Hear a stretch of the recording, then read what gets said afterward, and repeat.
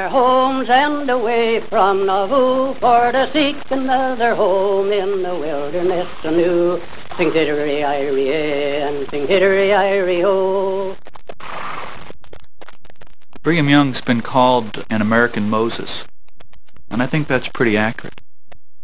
He took a persecuted religious sect, and he took them into the wilderness and built a new place for them to live in the desert. And in going through these trials as they went to the West, it made the Mormons see themselves as divinely separated from everyone else and divinely protected. And Brigham Young is the one who made that happen.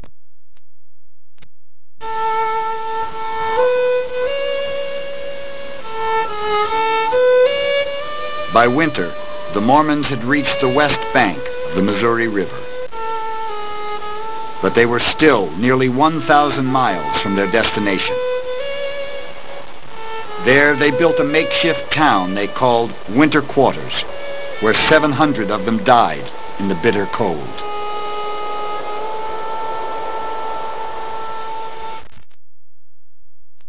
The next spring, Brigham Young himself led forth a small group to select the site on which all would settle.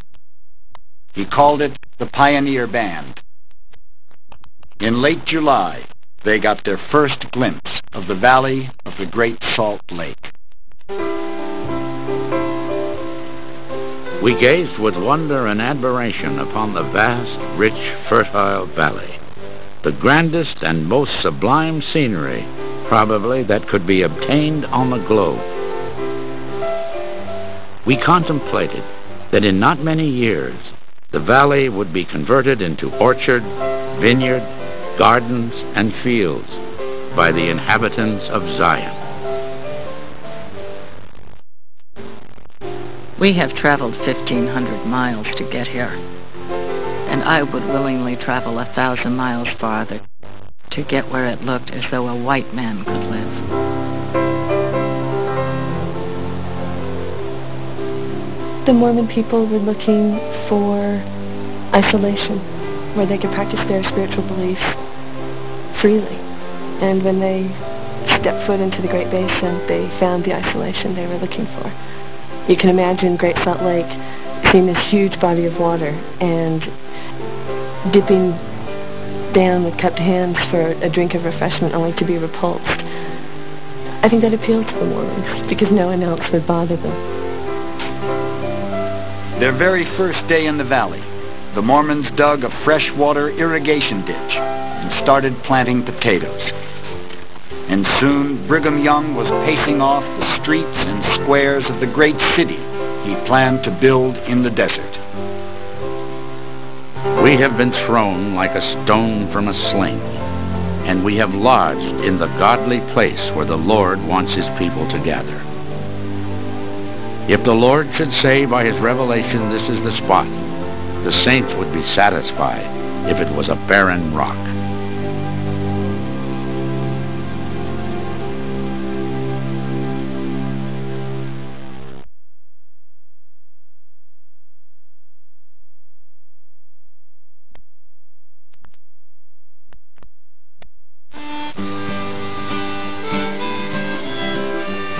My father's name was Henry Sager. He moved from Virginia to Ohio and then to Indiana, and from there to Missouri. In the month of April 1844, my father got the Oregon fever and we started west. Henry Sager had moved his growing family 4 times in as many years, always a little farther west, in search of land that was more fertile and less expensive. By 1844, the Sagers were in St. Joseph, Missouri, restless and ready to move again. 2,000 miles to the west was the Oregon country. The United States claimed it. So did Great Britain. But the United States had the people to settle it. Eastward I go only by force, but westward I go free. The future lies that way to me. I should not lay so much stress on this fact if I did not believe that something like this is the prevailing tendency of my countrymen. I must walk toward Oregon and not toward Europe. Henry David Thoreau. 1,000 Americans had made their way to Oregon in 1843 alone. 10,000 more would follow over the next 4 years. Henry Sager was determined to join them. He signed on with a group called the Independent Colony, 300 people in 72 wagons. Most were families, like the Sagers and their 6 children. Mr. Sager was very keen to go west, and his wife Naomi was pregnant, and she was not just beginning her pregnancy, she was along, and she was more reluctant to go, but go they did with all their children. In late April, the Independent Colony crossed the Missouri River and set out on the Oregon Trail. In what is now eastern Kansas, spring rains turned the prairies to mud and made river crossings dangerous. The children, confined to their covered wagon for mile after lurching mile, grew seasick. One night in camp, while warming themselves, they huddled too close to the flames, and their bedclothes caught on fire. 5 weeks out, Naomi Sager gave birth to her 7th child, a baby girl. On July 4th, the caravan rested near the Platte River in Nebraska, and the young couple in the wagon train used the occasion to get married. The weather was fine, and all seemed to enjoy themselves. There were several musical instruments in the company, and these sounded out clear and sweet on the evening air, while gay talk and merry laughter went on around the campfire. Catherine Sager.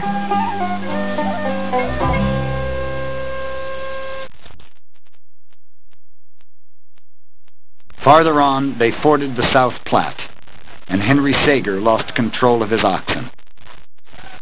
The wagon overturned, and Naomi was injured, but they kept going. In late July, they passed Chimney Rock and Scotts Bluff in what is now western Nebraska.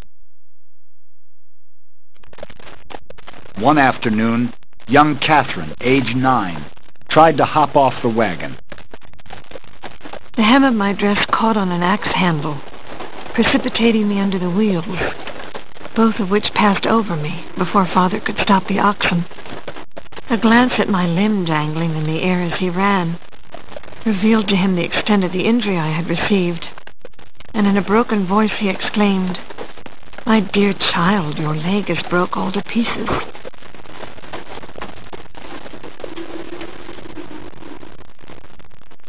For the remainder of the trip, Catherine either rode in the jolting wagon or hobbled along beside it on crutches.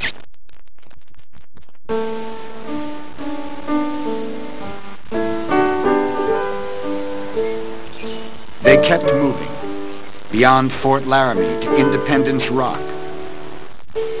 where the emigrants carved their names as proof of their individual passing.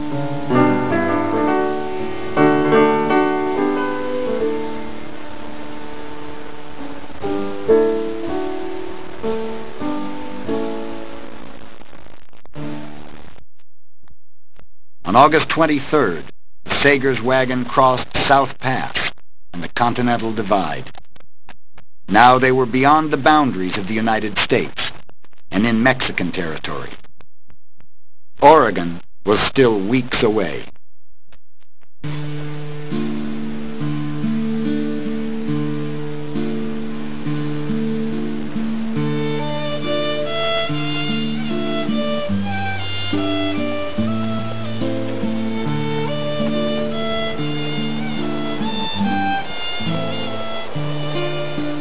Sickness called camp fever struck the caravan. 2 women died, then a little girl. Then Henry Sager fell ill.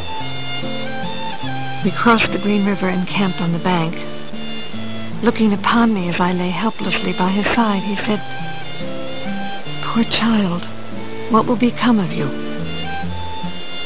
Father